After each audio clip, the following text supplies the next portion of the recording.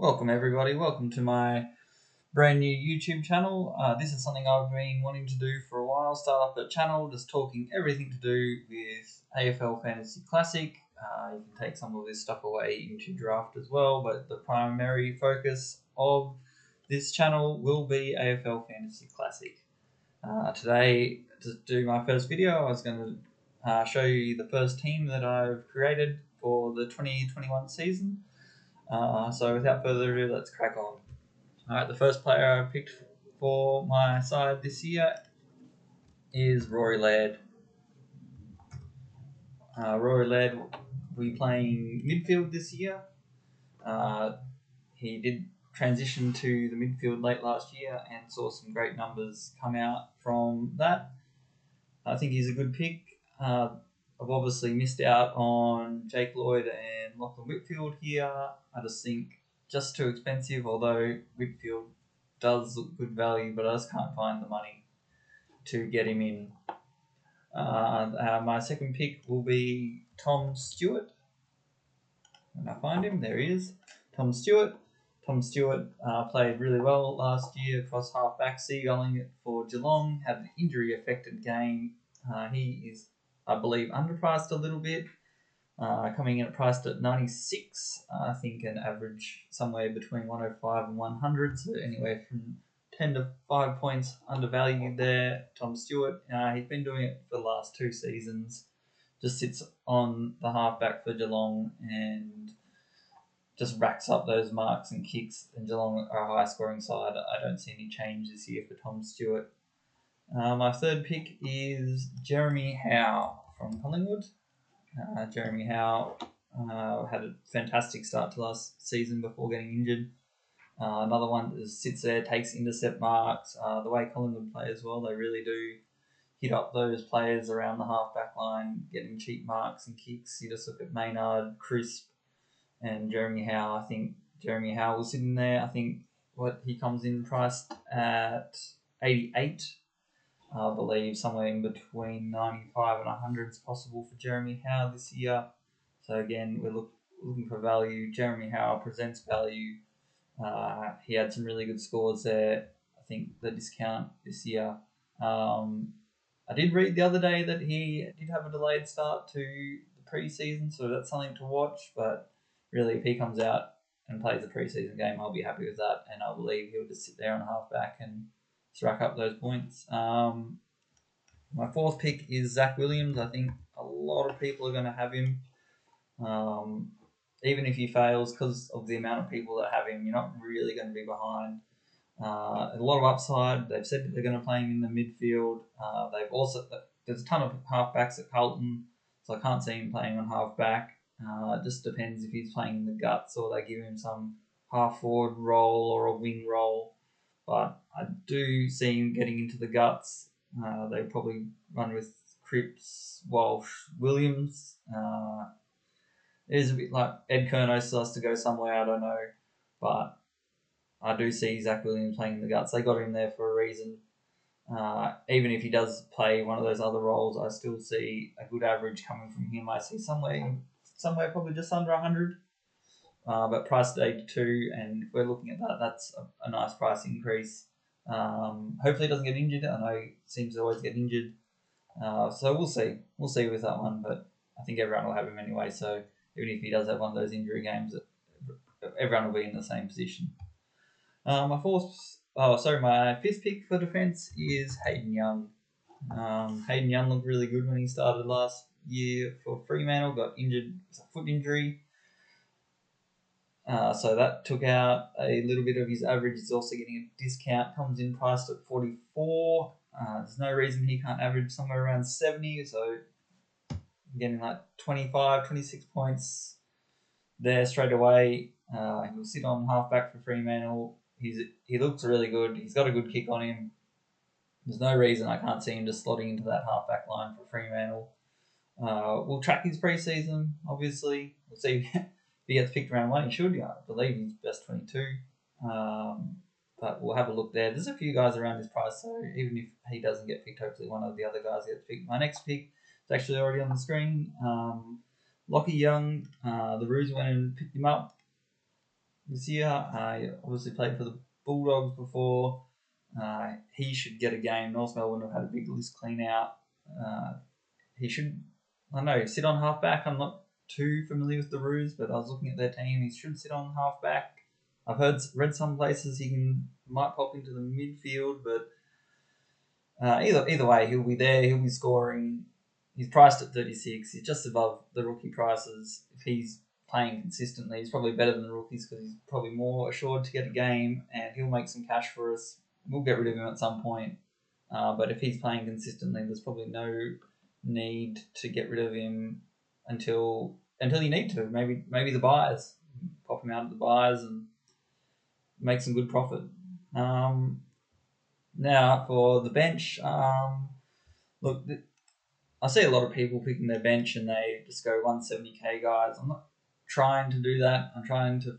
I think last year I remember in defence we didn't have a 170k guy. They were all a bit above. I'm trying to do that. I'm going to pick Jones from Port Adelaide. I think Ken Hinkley's come out and said that he wants to pick him. He wanted to pick him last year. 240k. We'll see if he gets picked round one, but there's a bit of money there. We'll see. We just got to forecast that money to the bench. We don't know who's going to get picked. Just another point. I was thinking there's also Will Hamill, who's 288k I believe, and Caleb Marchbank just around 300.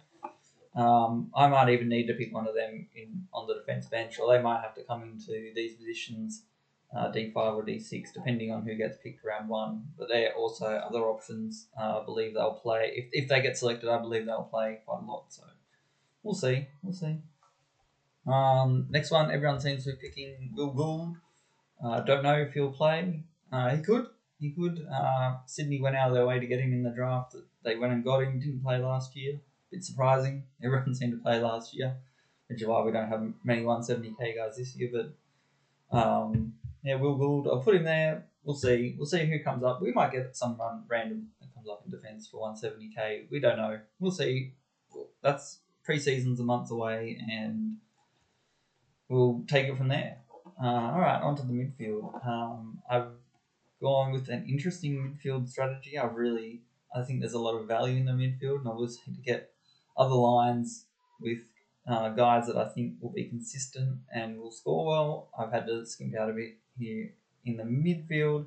So my M1 is probably the cheapest M1 I've ever had in all my years of playing fantasy. Rory Sloane priced at 76.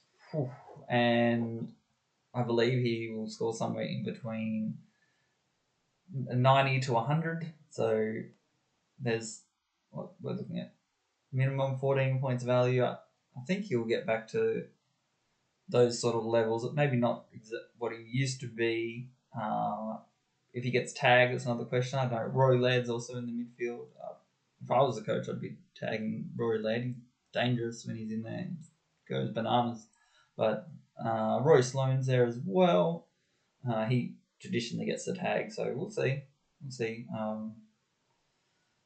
But I believe there's points there at Adelaide to be made up. There's also a big hole with Brad Crouch leaving, so in midfield, there's points there to be scored, even if they are probably not going to have the best season. But Crows fans come out, they had those 3 wins at the end of last year, and they looked good in those wins.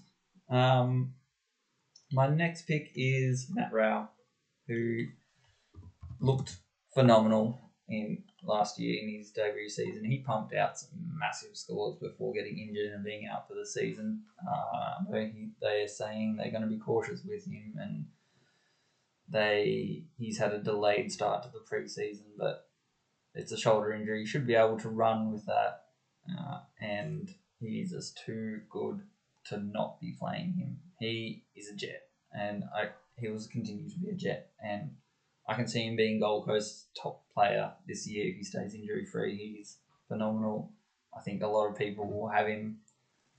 It's not really unique, but he's someone I think there's no must-haves, but he certainly will make life easier. My next pick is Tyson Heppel. Now, I'm 100% sold on this guy. I do believe he'll be playing half-back. That's all the goss that is coming out of Essendon, that he'll be playing half-back. Essendon aren't the highest scoring team. Their midfield looks pretty loaded already when I was having a look through it. But if Heppel plays off half-back, there is points to be scored off half-back. There is. They've obviously lost a bit off half-back, losing Sard and McKenna. It'll be interesting to see if he plays there.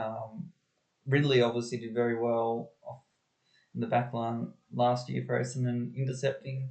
We'll see what role gets there for Heppel. I'm not 100% sold. Look, he's priced at 74, and I'm thinking maybe only like an 80 average from Heppel. I know he's got a really good record, but that's always playing in the midfield. Their midfield looks pretty stacked now. McGrath moved in there last year. They also picked up Caldwell. Parrish and Langford also seemed to step up last year.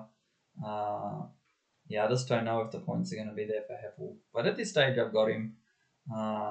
We'll see. If I can find some extra cash, maybe I might upgrade him. I don't think there's too many downgrade targets with how I've already gone cheap in the midfield. So we'll have a look with that one. My next one is Ben Cunnington from North Melbourne.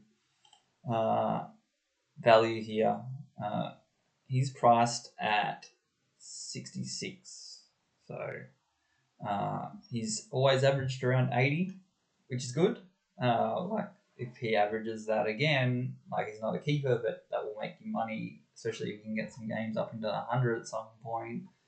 North Melbourne's midfield. There's time there. There's time there. I know last year they put some different guys through the midfield and they scored pretty well.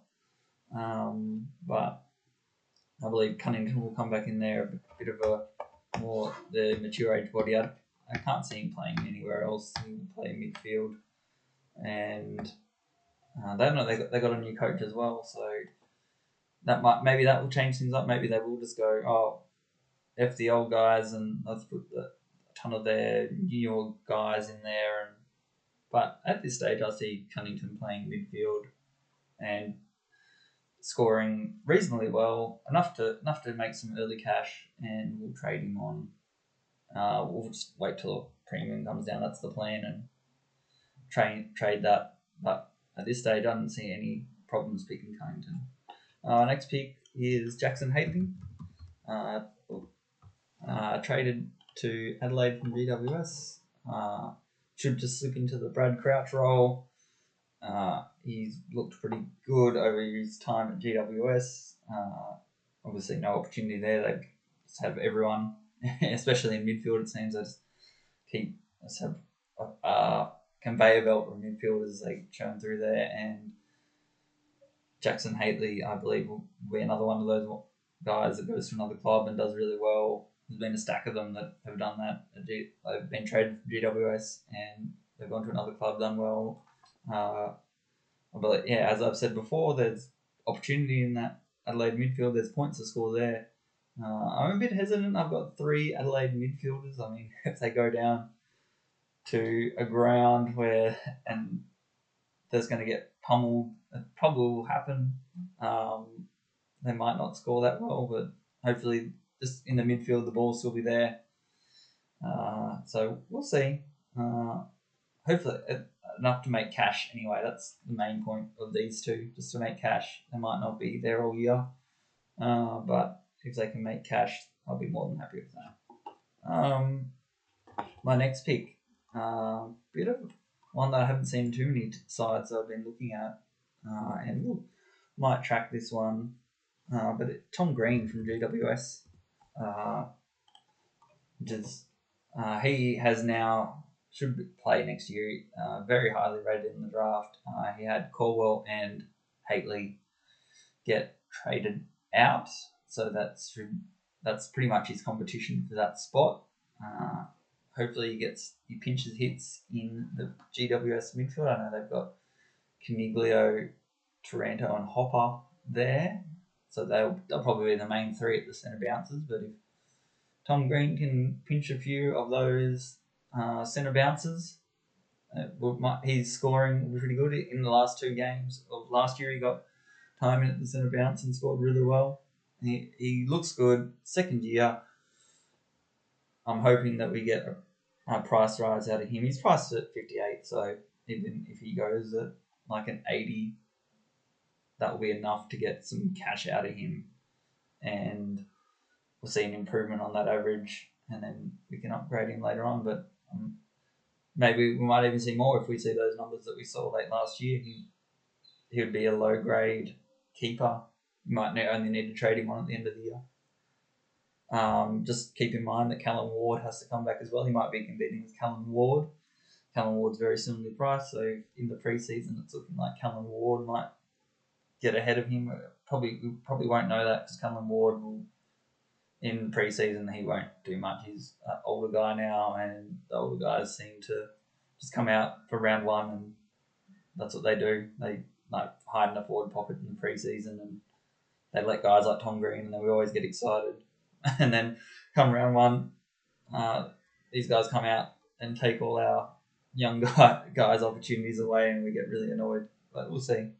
That's the one I'm tracking. All right, on to my rookie selections. I've gone Will Phillips. That's my first one. North Melbourne. They obviously rate this guy very highly. They went out of their way to get him in the draft. There was they passed on Logan McDonald, which I was pretty astounded at the time. But they obviously must rate this guy really highly if they've done that. He looks good.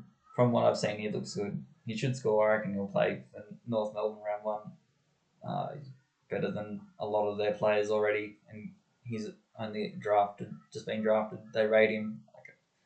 He's also got 266k, so even if he doesn't play, it'll be easy to drop down to someone that is playing. So we'll watch that. We'll watch his pre-season. That's all we can do with these rookies. We can just put the cash there and wait, and then we'll see. My second one is also, I got no idea if this guy will play, but he's Collingwood.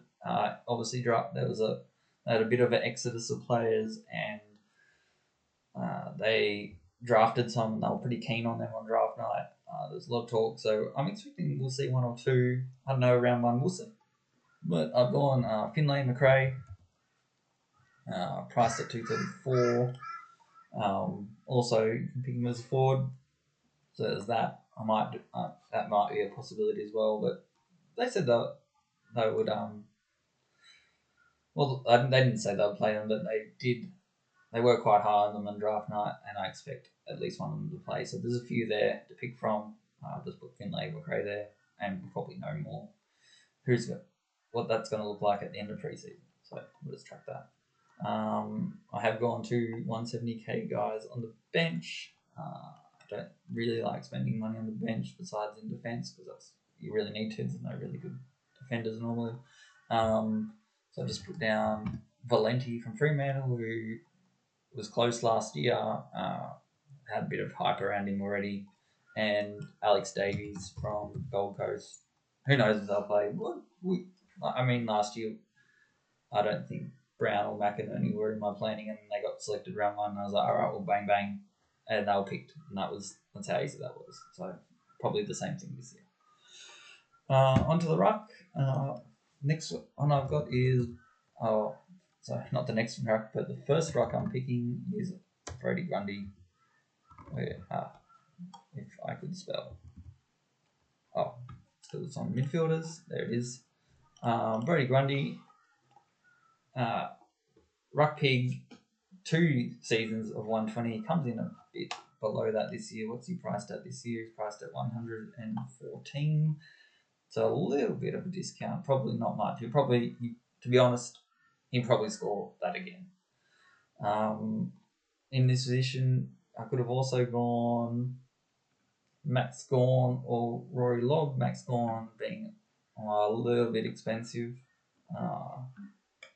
Maybe no improvement. I don't know. He could improve. He's phenomenal. Max Gawn not only does he get all those hits out, he just sits on half back intercepting, goes forward, marks, kicks goals. He's just like the ultimate fantasy player, and I never pick him, and he always just kills it. I'd love to have the cash to get him. Also the other thing with Grundy is the loophole and his round one. And round one, if the Bulldogs don't pick Steph Munn, he is up against Tim English, which could be big. He always dominates. He always just takes Tim English out the back and says, "This is how it's done, boy," and shows him and scores phenomenal. And then the next 2 games, you get the loophole, which is really good, which I'd like to take advantage of.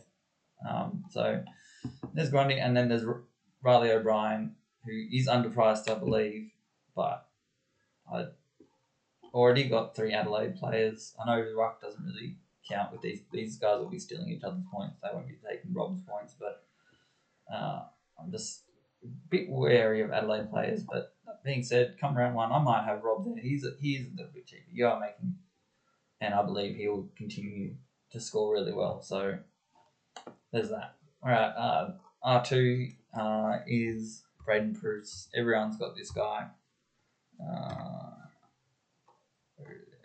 There he is. Braden Bruce. Traded to GWS will play one. I can't see Mudford coming back this year. Maybe he does. Surprised he did last year, but Source seemed to have mothballed last year.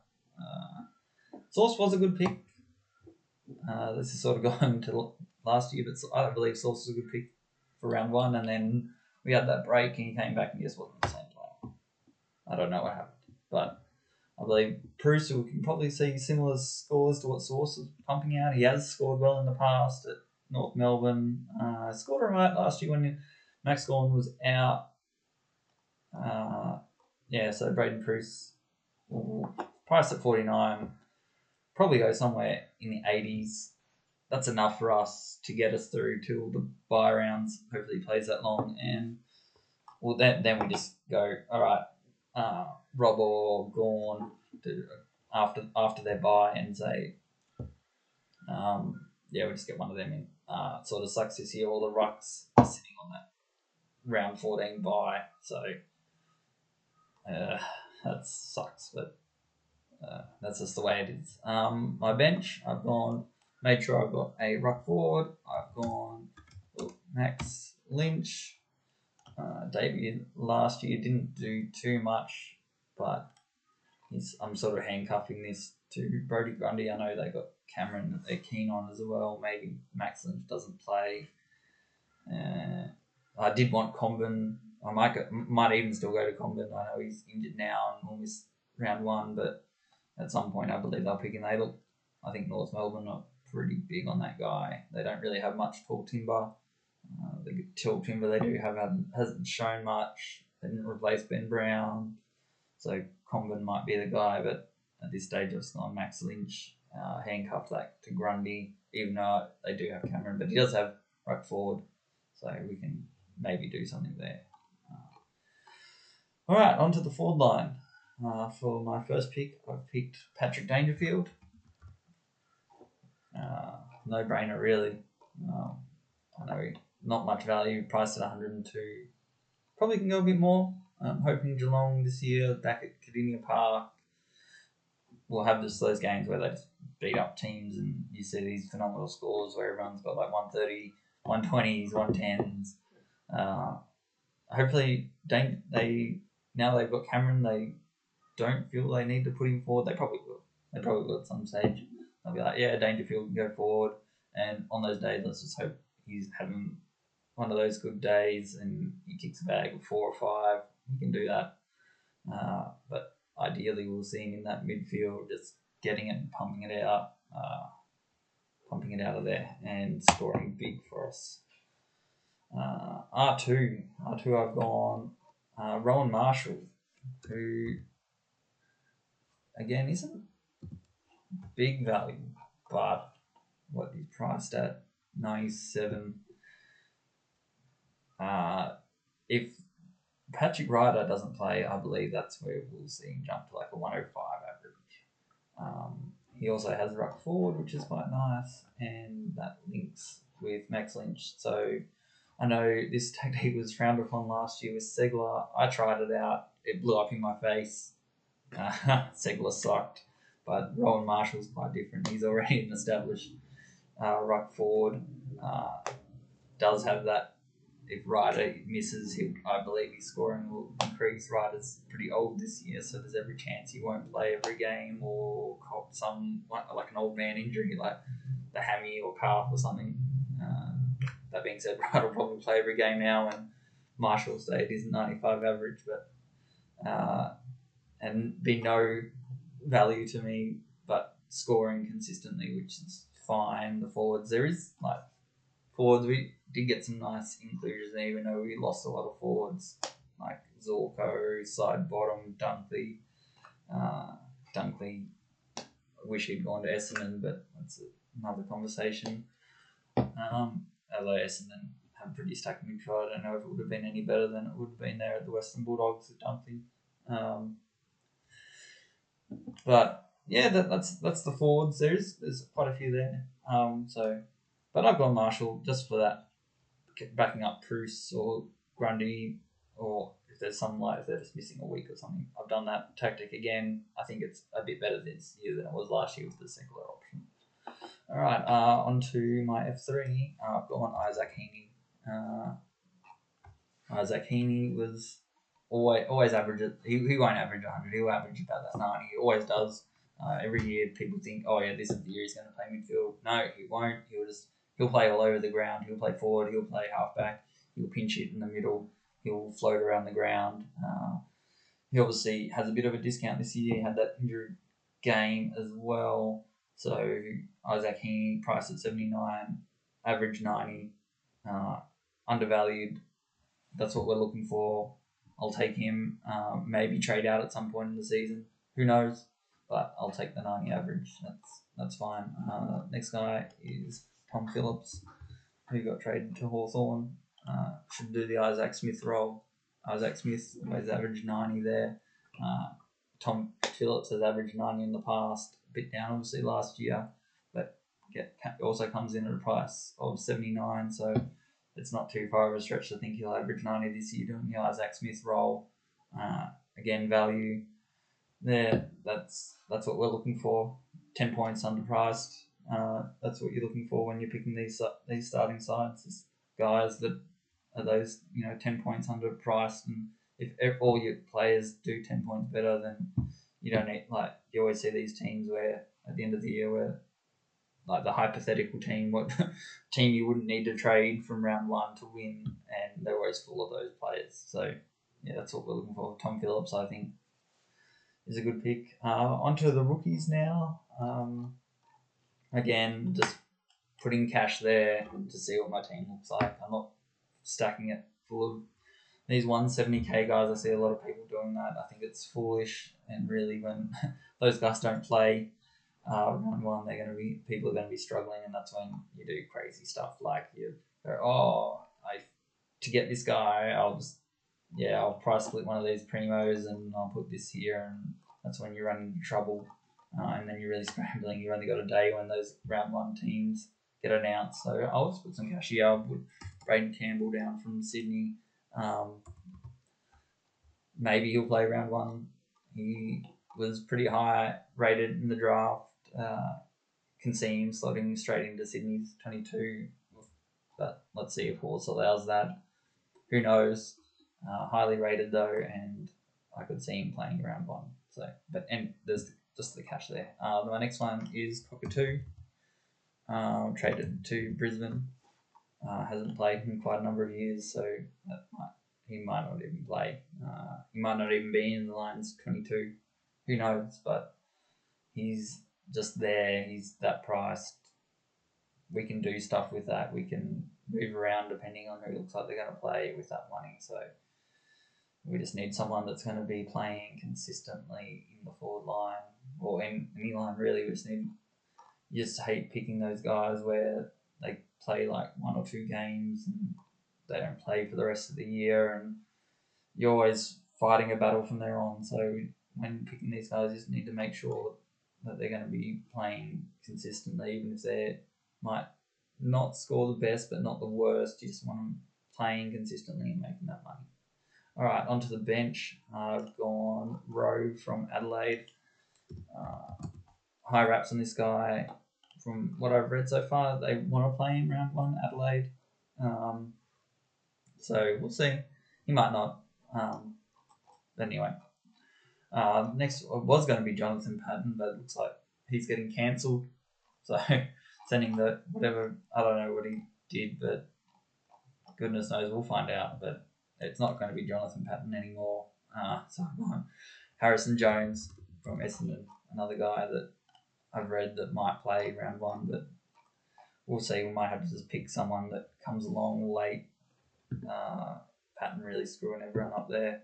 Because he would have played, he would have scored some, and he would have just made his cash. It would have been the Max King cash from last year, but yeah. Harrison Jones, let's hope he's not like a Kavara from last year and plays a few games and just sits there, and wastes away, or whoever you pick. It might not be Harrison Jones, it might be whoever you pick. Hopefully they play consistently, make money. And utility, just a 170k guy I've gone. Jacob were from GWS. I think I saw on Fox Sports Best 22 that he was going to pick. Not the craziest pick, like he could play on halfback for GWS. Hopefully he can bump Cummings. He has teased his fears. He just doesn't score on halfback. I don't know if he's a good player or not, but he just does not score. He sits on halfback and he just does not score. So hopefully maybe Jacob can come in and score some points. We'll see. But that's my team. 11k left over. So thanks for listening to my channel. Look, if you want to follow me on my future posts, please subscribe, like the video, comment below what your team is, how badly I messed up, and you just think this is the worst side that you've ever seen. Just whack a comment there. You can even say whatever you want. Just if you want to support me, just like and comment, subscribe, do all those things you do for every other YouTube video. And thanks for listening, and I'll talk to you soon.